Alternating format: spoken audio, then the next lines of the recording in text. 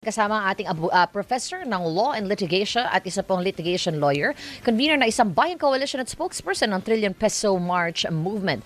Joining us on Zoom, Attorney Howard Calleja. Attorney Howie, good morning. Peter at Rica joining us today. Kumusta ka po? Good morning, Rica. Good morning, Peter. At good morning po sa inyong mga tagapakinig, tagapanood. Mabuhay po kayong lahat. At sana pumasok tayo hindi katulad sa Senado na walang pasok. Well, andito tayo, sir. Nag-login tayo at may attendance. O ano tayo, log in and count to be present. Tama. Dapat may salary deduction yan, ha? Hindi pumasok, ha? Oo nga. Totoo yan. Boss Peter, salary expulsion. Para kayo tanggalin na lang natin. Attorney Howard, medyo from whatever angle, no, you look at it, I mean, kalunos-lunos po itong nangyayari sa atin. How are you appreciating, if at all, kung ano man yung tinatawag na democracy in action na nangyayari ngayon sa Senado at kung saan-saan pa? What is your take on this, sir? Well, unang-una, tingnan natin to, Boss Peter, no? Mula nung nagsimula na Pangulo ng Senado si Senator Cayetano, hindi na umayos ang Senado. So lahat ito nagsimula nung kay Bato hanggang ngayon kay Robin, now kay Jinggoy. Siguro puntahan na lang natin na imbis na Pangulo ng Senado, pwede natin siyang sabihin panggulo ng Senado.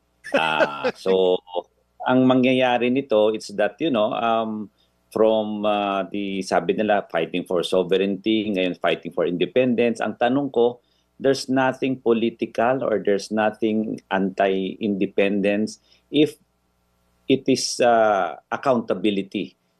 So ang issue dito hinuhuli si Senator Jinggoy, although ako I think na bilang akusado, lahat naman tayo bilang abogado rin, iniisip natin na meron siyang presumption of innocence, although non-bailable ang kanyang kaso ngayon. So nararapat lang na talaga siya i-arestuhin kasi wala naman immunity ang Senado, except that yun nga, alam natin kung may 6 years imprisonment, di ba, and below. Ito non-bailable na ito. So klarong-klaro na wala namang linalabag at wala naman ito dapat separation of powers, yung sinasabi niyang legislative, executive, judiciary. Lahat naman ito tumupad sa alituntunin ng ating batas. So ano yung kanya na lang pinaglalaban? Hindi naman dapat kanlungan ang Senado ng mga akusado. So dapat lang na sila ay sumunod. At siguro maalala mo, Peter at Rica, sinabi naman nila nung panahon nung kay Bato, yan foreign court or international court. Kunyari, sinasabi na international warrant. Pero kung local warrant o local court ang nagbigay, sila isusunod. So nasaan yung kanilang salita na sila isusunod? Dapat peaceful na lang, arestuhin doon or surrender doon for whatever they want to term it. So dapat after nung nahuli na or sumama na si Jinggoy, to his credit, sumama siya peacefully, dapat tumuloy na ang Senado. At sinabi naman nila 5 o'clock, nakakahiya. At sa akin, hindi lang ito national embarrassment, Rica at Peter. Ito ay international embarrassment because you have to remember, kinancel pa nung Prime Minister or head ng state ng Vietnam ang kanyang visit dun sa Senado. So it is not only a national embarrassment, it is an international embarrassment as well. Ayun nga po hindi ko na nga po alam kung ano susunod ko itatanong sa dami na tumatakbo sa isip ko, attorney. Pero siguro dito na lang din po, sumunod sa proseso si Senator Jinggoy. Pagkatapos po nito, kinailangan po ba nilang itigil yung sesyon at sumuporta o sumama pa sa booking process ni Senator Jinggoy at hindi na natuloy yung dapat na mga pinag-uusapan ng Senado? Yung sinasabi nila na ito ang kanilang form of protest. Is that even proper? Yun nga ang tinatanong ko, Rica. Ano bang pinoprotesta nila? This is accountability. Meron pong kaso at you have to remember, inakyat na rin yung threshold of bar of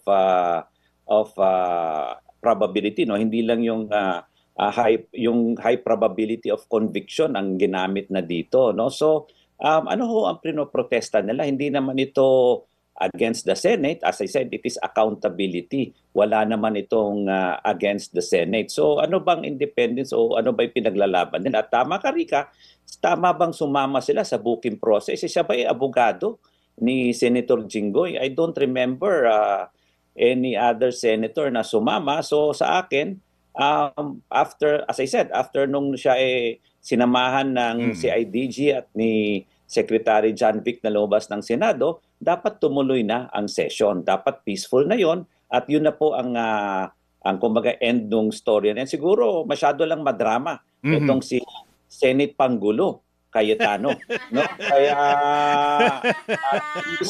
imbis na kung ano pinoprotektahan niya, wag na sanang optics ang gusto niya, wag na sanang sound bites, kundi trabaho na sana at para umayos naman ng ating Senado. Mali pala ako ng pronunciation dun sa sa Senate Pangulo pala talaga dapat yan, attorney. Ang gulo ng mga Ang gulo-gulo. balita. Oo. Ano lang, diction ko lang yon, Rika at Peter, ewan ko lang kung tama yung aking Tagalog. Opo.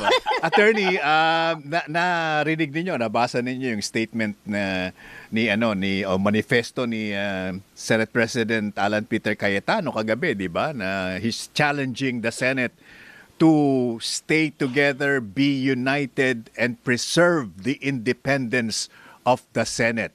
Wow. Sabi niya. Big words. Tanong ko nga dyan, Peter, is preserve for what? Independence of what? Wala naman niyang linalabag. Tama naman yung dinaan na tama siya arestuhin dahil merong tamang arestuhin si Jinggoy dahil merong arrest warrant. So there's nothing illegal, irregular, even unconstitutional from what happened. So I don't think ano ba yung pinaglalaban nila. At kung babasahin yung first sentence nung kanyang statement, nabasa ko rin yon, sinabi na the Senate is a separate branch or a co-equal branch of the government. Oops, siguro abogado rin si Senator Peter, Senate President Pangulo, no? Ang Senate, it is the legislature which is a separate branch or co-equal branch, not the Senate, because the legislature is composed of both the Senate and the Congress. It cannot stand alone. Although Senate as an institution is different from Congress as an institution, hindi mo pwedeng sabihin na Senate is co-equal because dapat yan Congress or legislature is co-equal. Opo. But the irony there is that sinasabihan mo yung mga kasama mo na to stand together and protect the independence of the Senate or the Congress as it is. Tapos hindi mo man lang sinabihan na hindi na pala matutuloy yung sesyon. Naghihintay sa iyo yung mga minority doon. Kaya nga. Tapos to add insult to injury, pinatayan nyo pa ng aircon at saka wifi. Parang bata ang kumbaga nagdadabog at kumbaga nagmamaktol. Itong si Senate Pangulo Cayetano.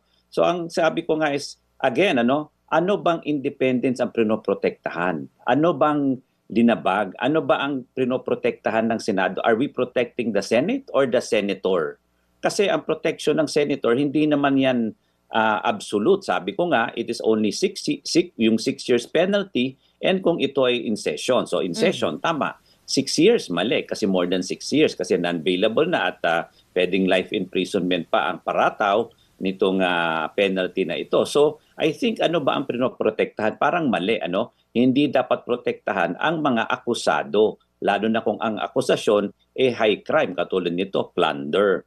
So siguro, klaro naman yon na dapat ang interest ng bayan, ang interest ng Senado, which is to continue its job regardless of whether or not one of their members is in jail or yung isa naman in hiding. So ang problema ng majority, yung kanilang grupo, karamihan talagang may kaso. So nagsama-sama yung mga may kaso compared to the minority na mga wala namang kaso. So yun naman ang kanyang problema. And maybe sa akin, it is a deeper agenda against na guluhin ang impeachment. At saka siguro, kung maalala mo, Peter and Rika, I think itong on the 4th or itong week na ito, hanggang ito na lang yung sesyon ng Senado at ng Kongreso. Kasi mag-recess na sila itong June. So baka gusto niya humaba pa yung kanyang termino as Senate President. Kaya absent na lang sila hanggang hanggang today and tomorrow, edi ang next session niyan hanggang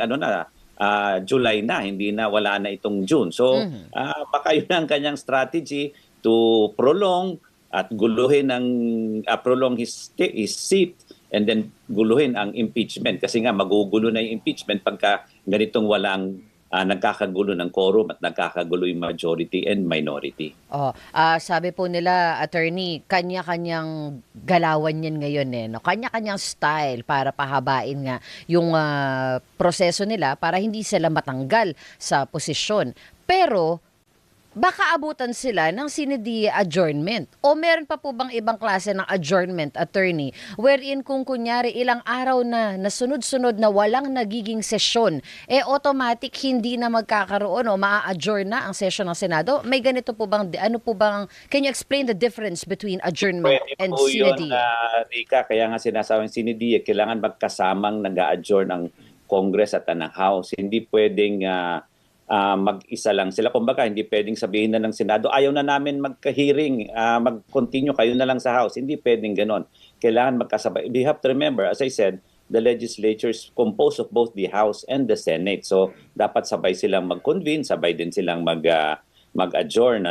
So, ang mangyayari po nito, dapat tuloy-tuloy sila until the sinidi adjournment nila, which is, I recall, dun sa kalendaryo nila, is up to this week lang, up to Wednesday. So, kung mangyayari po yan, yun na nga, hahaba ang kanilang termino. But of course, ano hong magagawa? Walang mangyayari niyan sa ating Senado at walang mangyayari sa ating Kongreso. Sadly, maraming trabaho na hindi magagawa at maraming dapat kumbaga i-achieve o mangyari na hindi mangyayari nga. So, isa na doon yung pagpalit ng liderato at siguro naririnig nyo rin yung ugong-ugong na may papalit sa mayorya yung minority may lilipat, so sa numero nila sila na magiging mayorya. So siguro yun din ang prevent para nga, as I said, no, it is also a way to guluhin yung impeachment na alam naman natin kung saan ang loyalty nitong mga senador na ito. Kaya nga kitang-kita yung kanilang agenda, hindi naman para sa bayan, pero talaga protektahan yung kanilang mga personal biases and personal agendas at kung sino man ang kanilang mga pinoprotektahan na politiko. But then again, siguro paalala natin, Rica and Peter, matagal nang inaantay ng taong bayan ang accountability sa mga senador at congressman.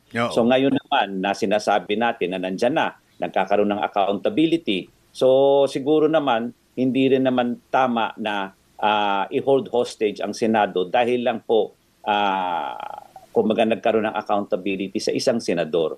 Pwede naman labanan ito ng isang senador sa hukuman. As I said, he still has the presumption of innocence pero hindi naman dapat ibaliwala ang trabaho ng Senado at pwede naman tumuloy yan with 22 senators.